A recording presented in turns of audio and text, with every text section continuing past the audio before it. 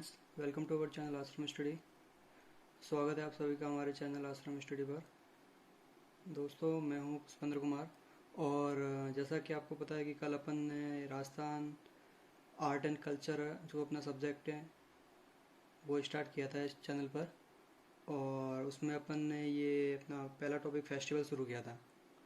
तो फेस्टिवल में एक बार अपन कल का थोड़ा सा जो टॉपिक अपन ने जो पढ़ा था अपन ने वो एक बार मैं भी आप 2 मिनट में अभी रिवाइज कर लेते हैं। कल मैंने आपको बताया था कि फेस्टिवल मतलब राजस्थान में जो जो त्यौहार मनाए जाते हैं उन त्योहारों को अपन को याद करने के लिए अपन को हिंदी महीने पहले याद करने पड़ेंगे। और मैंने आपको हिंदी महीने बताए थे। हिंदी महीने जो अंग्रेजी महीनों की तरह 12 ही होते हैं।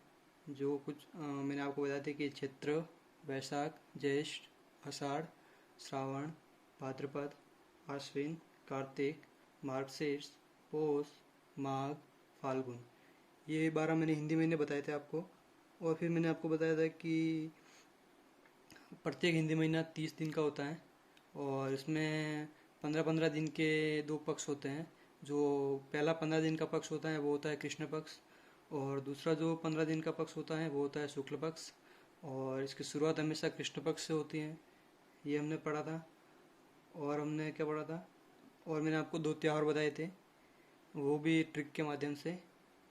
पहला था अपना होली, जो मैंने बताया था कि हिंदी महीनों में या हिंदी वर्ष में अंतिम महीने का अंतिम दिन मतलब अंतिम अंतिम महीना कौन सा हो, फाल्गुन, और अंतिम दिन पूर्णिमा मतलब फाल्गुन शुक्ल पूर्णिमा।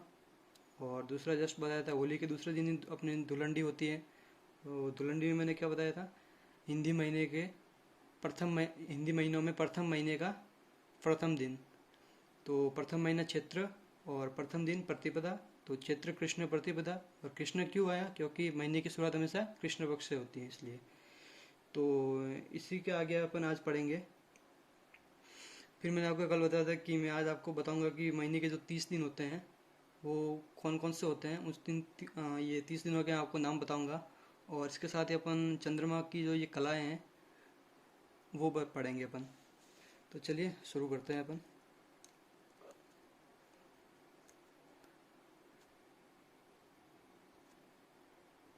राजस्थान आर्ट एंड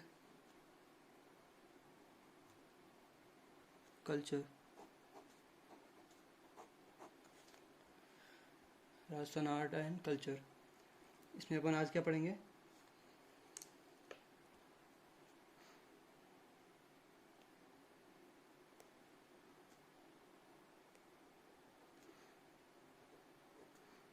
किसी भी हिंदी महीने में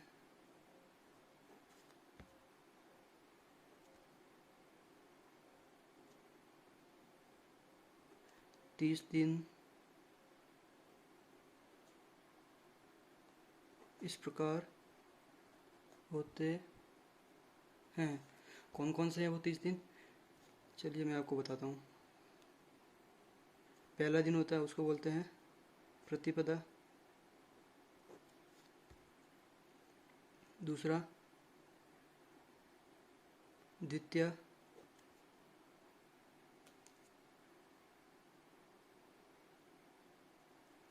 तीसरा तृतीया। चौथा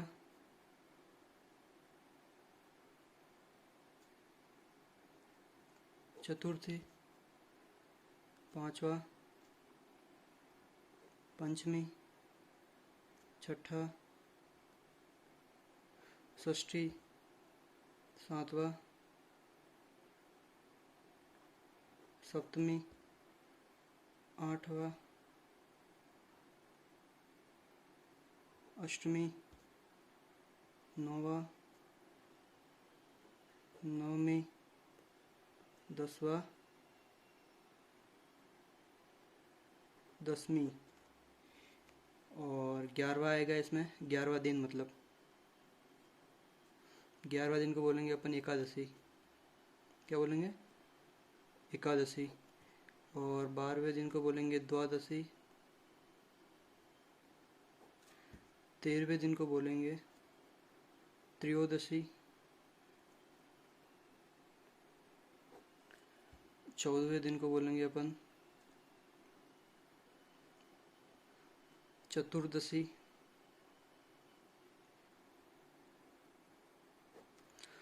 और 15वां दिन अब देखो ये महीने की शुरुआत हो रही है, तो महीने की शुरुआत में जो मैंने जो आपको बताया था कि महीने की शुरुआत में हमेशा कृष्ण पक्ष से शुरू होती है, और कृष्ण पक्ष में जो 15वां दिन होता है वो कौन सा होता है? अमावस्या।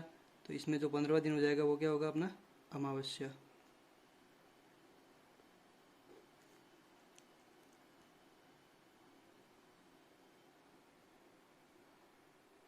जैसा मैं लिख रहा हूँ ना बस वैसे आप नोट्स बनाते जाओ। 15वां दिन अमावस्या, फिर इसी तरह वापस अब ये अपना कृष्ण पक्ष पूरा हो गया 15 दिन। अब अपना शुक्ल पक्ष स्टार्ट होगा। शुक्ल पक्ष में भी वापस अभी जो ये 16वां दिन होगा तो फिर से भी शुक्ल पक्ष की प्रतिपदा आएगी। प्रतिपदा 17, द्वितीय 18, 18वां दिन मतलब तृतीय 19वां दिन, चतुर्थी 20वां दिन, पंचमी 21वां दिन, षष्ठी 22वां दिन, सप्तमी 23वां दिन, अष्टमी और 24वां दिन, नवमी 25वां दिन, दसवीं 24वां दिन,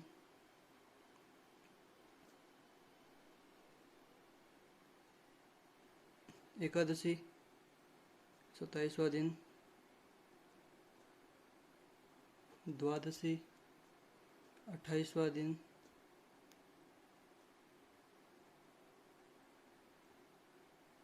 त्रयोदशी 29वां दिन, चतुर्दशी और फिर 30वां दिन अपना शुक्ल पक्ष का 30वां दिन कौन सा हुआ? पूर्णिमा। तो 30वां दिन आ जाएगा अपना पूर्णिमा।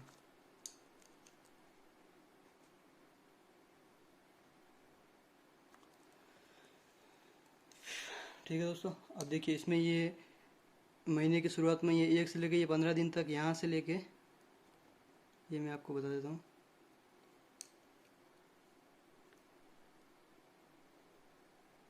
ये पूरा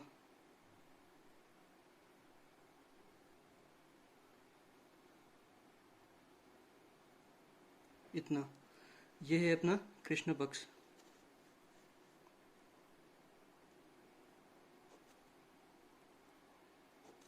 और फिर बाकी का ये जो बचा वो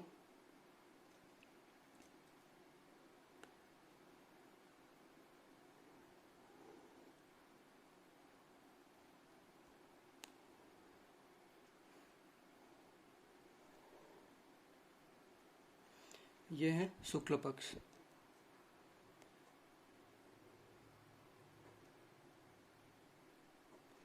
इस प्रकार अपने महीने के 30 दिन पूरे कंप्लीट हो गए। ठीक है, आप जैसे मैंने बनाया वैसे वैसे उतार दीजिए पूरा। अब अपन आगे बढ़ते हैं।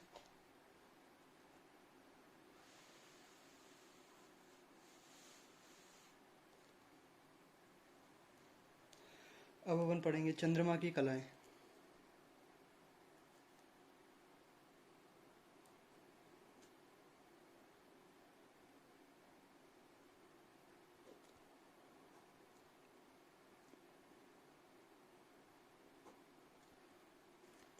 चंद्रमा की कलाएं देखिए दोस्तों, इसमें क्या होता है कि अ, चंद्रमा जो होता है वो कृष्ण पक्ष में अपन को कैसा दिखाई देता है और शुक्ल पक्ष में कैसा दिखाई देता है वो मैं आपको बताने वाला हूँ। तो चंद्रमा मतलब देखिए प्रतिपदा को चांद कैसा दिखाई देगा, द्वितीय को चांद का, ये इसमें जो है ना प्रतिपदा द्वितीय तृतीया, इसमें प्रतिपदा को चांद कैसा दिखाई देगा, द्वितीय को चांद आपको कैसा दिखाई देगा, तृतीया को चांद कैसा दिखाई देगा, जो मैंने बताया ना ये कृष्ण पक्ष में, वो सब मैं आपको बताने वाला हूँ। तो देखिए, जब कृष्ण पक्ष की जो प्रतिपदा होती है ना, उससे जस्ट पहले क्या होगी, उससे जस्ट पहले अपनी पूर्णिमा होगी, और पूर्णिमा के बाद, उससे जस्ट पहले तो पूर्णिमा होगी ना, पूर्णिमा के बाद ही तो अपनी ये कृष्ण पक्ष की प्रतिपदा आएगी। तो पूर्णिमा को चांद हमेशा पूरा दिखाई देता है।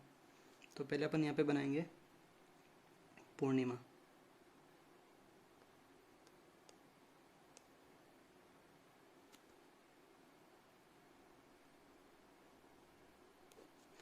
ये देखिए पूर्णिमा, अब इसमें मैंने कुछ नहीं किया है, मतलब ये चांद आपको पूरा दिखाई दे रहा है। और पूर्णिमा के जस्ट अपोजिट में बना रहा हूँ अमावस्या, और इसको मैंने ये ऐसे कर दिया, मतलब ये ब्लैक ब्लैक हो गया पूरा। ये रेड है लेकिन आप इसको ब्लैक मानिए कि अब ये अमावस्या का पूरा चांद काला है, और इसमें मैंने कुछ नहीं भरा है, बस सिर्फ लिखा है पूर्णिमा, मतलब ये चांद वाइट है, मतलब पूरा दिखाई दे रहा है आपको चांद। ठीक है, अब पूर्णिमा के बाद क्या आएगा, प्रतिपदा आएगी, वो भी कृष्ण पक्ष की। तो इसको आप दो भागों में से तोड़ दीजिए।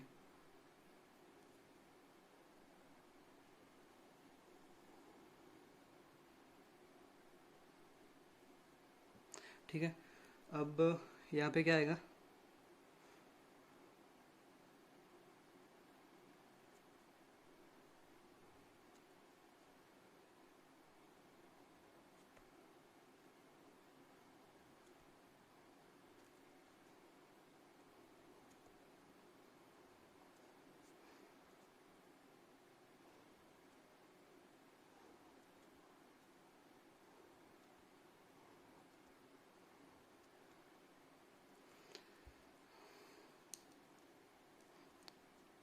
इसको मानिए आप प्रतिपदा,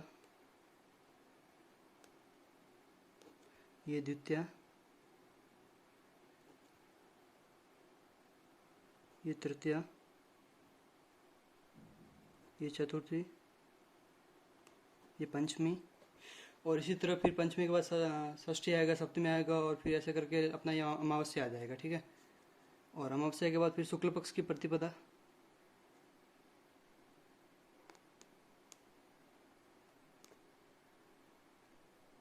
प्रतिपदा, द्वितीया, तृतीया, चतुर्थी, पंचमी, और फिर इसके बाद षष्ठी आएगी, सप्तमी आएगी, और ऐसे करके अपने शुक्ल पक्ष की पूर्णिमा आ जाएगी ये। ठीक है, ये मैंने पूरा बनाया नहीं है, बस आप समझ लीजिए। अब पूर्णिमा के बाद जो ये अपनी कृष्ण पक्ष की पूर्णिमा को चांद अपन को पूरा दिखाई दिया, फिर इसके बाद जो कृष्ण पक्ष की प्रतिपदा आएगी ना, तो इसमें अपन को चांद थोड़ा सा कम दिखाई देगा। तो जो थोड़ा सा कम दिखाई देगा उसको मैं बता देता हूँ कितना भाग डार्क दिखाई देगा। ये इतना पोर्शन चांद का अपन को दिखाई नहीं देगा, और ये वाला पोर्शन अपन को चांद का दिखाई देगा। और फिर इसके बाद द्वितीय आएगी तो थोड़ा और कम दिखाई देगा, थोड़ा और बढ़ा दो इसको। अब इतना चांद दिखाई नहीं देगा अपन को, ये वाला जो जो रेड रेड वाला है ना, ये चांद अपन को दिखाई नहीं देगा, और ये जो वाइट वाला पोर्शन है ये अपन को दिखाई देगा। और इसके बाद तृतीया को फिर और थोड़ा कम दिखाई देगा चांद, तो इसको और बढ़ा दो। ये मैं डार्क कर रहा हूँ, ये वाला डार्क वाला पार्ट आपको दिखाई नहीं देगा, ये वाला पार्ट आपको दिखाई देगा। देखिए प्रतिपदा को थोड़ा चांद ज़्यादा दिखाई दे रहा था, द्वितीय को थोड़ा कम हो गया, तृतीय को और कम हो गया, चतुर्थी को फिर और कम कर दो थोड़ा। ये वाला डार्क पार्ट आपको दिखाई नहीं देगा, ये वाला पार्ट दिखाई देगा आपको, वाइट वाला पार्ट। पंचमी को और थोड़ा कम कर दो, ये वाला पार्ट दिखाई नहीं देगा आपको, और सिर्फ ये वाला पार्ट दिखाई देगा। देखिए, और ऐसे करके जैसे अपनी ये अमावस्या आएगी ना, उस दिन ये पूरा डार्क हो जाएगा। ये देखिए, फिर ये ऐसे करके ये पूरा डार्क हो जाएगा। और फिर इसी तरह ये चांद अपना अमावस्या को पूरा काला हो जाएगा। तो फिर ये कौन सा पक्ष हुआ अपना, कृष्ण पक्ष। कृष्ण पक्ष या बुद्धि। फिर इसके बाद अपना शुक्ल पक्ष स्टार्ट हो जाएगा। तो अब क्या है कि चांद धीरे धीरे अपन को दिखने लगेगा। कैसे दिखने लगेगा, अभी अमावस्या को चांद पूरा काला हो गया, इसके बाद शुक्ल पक्ष की प्रतिपदा आएगी, तो क्या होगा, जितना ये डार्क पार्ट था इसमें से कुछ पार्ट अपन को दिखेगा। तो कितना पार्ट दिखेगा, अब ये इस साइड से दिखेगा अपन को, इधर से। और ये वाला पूरा पार्ट डार्क रहेगा अभी भी,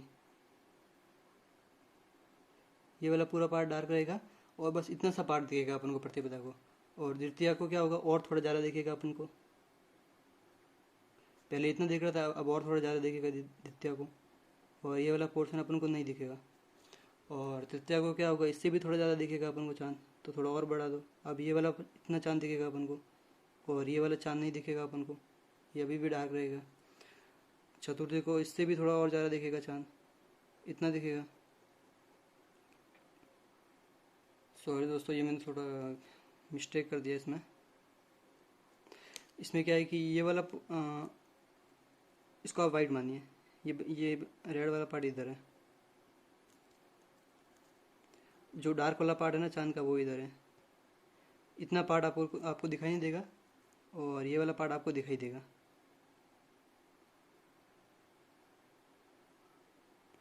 इसको आप वाइट मानिए।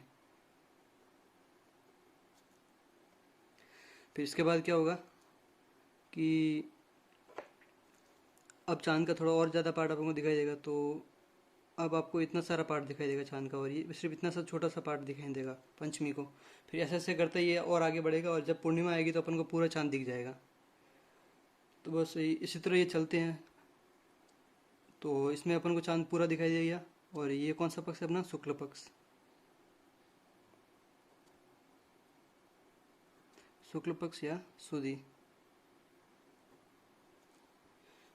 ये दोस्तों आप समझ लेना, इसमें ये वाला पोर्शन है, ये वाइट है, ये मतलब ये वाला पोर्शन इतना चांद अपन को दिखाई दे रहा है, और जो चांद का जो डार्क पोर्शन है जो अपन को दिखाई नहीं दे रहा वो इधर इस साइड है। समझ लेना आप इसको, ये थोड़ा सा मिस्टेक हो गया है, अब मैं मिटा नहीं सकता इसको।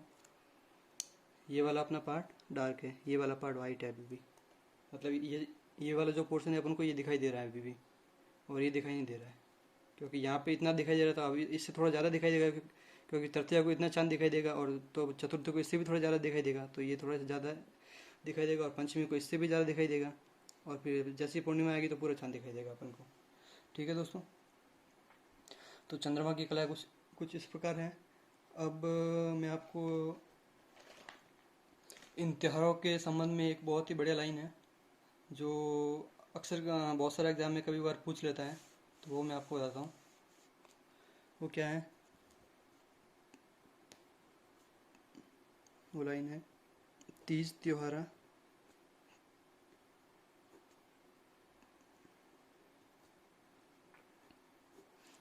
त्योहारा बावड़ी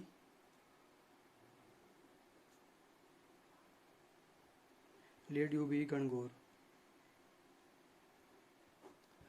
मतलब इस लाइन का मतलब क्या हुआ, इसका मतलब ये है कि राजस्थान में अपने जो अधिकांश त्यौहार हैं वो तीज का मतलब हमेशा छोटी तीज से हैं, तो अधिकांश जो त्यौहार है वो छोटी तीज से शुरू होते हैं, और गणगौर आते आते महत्वपूर्ण त्यौहार बहुत कम संख्या में रह जाते हैं।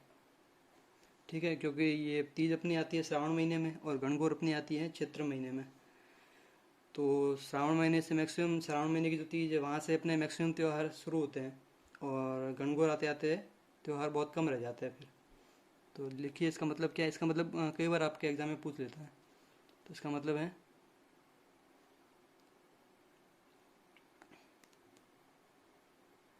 तीज मतलब छोटी तीज। छोटी तीज से महत्वपूर्ण त्यौहार शुरू होते हैं, और गणगौर के बाद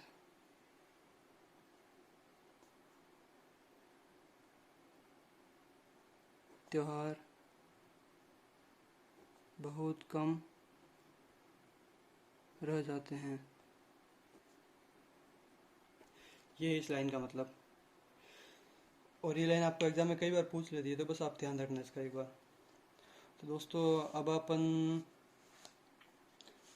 ये अपने कौन कौन से त्यौहार मनाए जाते हैं वो मैं अभी स्टार्ट करने वाला हूँ। और सारे त्यौहार मैं आपको बताऊंगा एक एक करके, तो बस आप कॉपी में नोट करते जाना। और दोस्तों,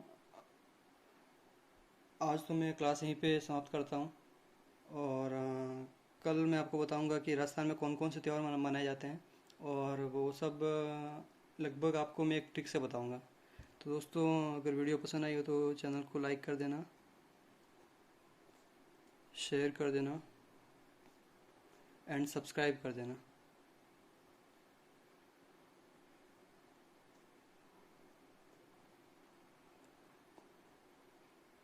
ठीक है दोस्तों, लाइक शेयर और सब्सक्राइब जरूर कर देना ताकि मैक्सिमम लोगों तक ये वीडियो पहुंच सके। और दोस्तों, इसी तरह अपन यहाँ पे पढ़ेंगे और अपनी ये क्लासें कंटिन्यू चलती रहेगी और कोर्स पूरा करवाया जाएगा। तो ज़्यादा से ज़्यादा लोगों को ये वीडियो शेयर करें। इसमें फालतू की बातें कुछ नहीं होगी, बस सिर्फ पढ़ाई होगी अपने। ठीक है दोस्तों, धन्यवाद।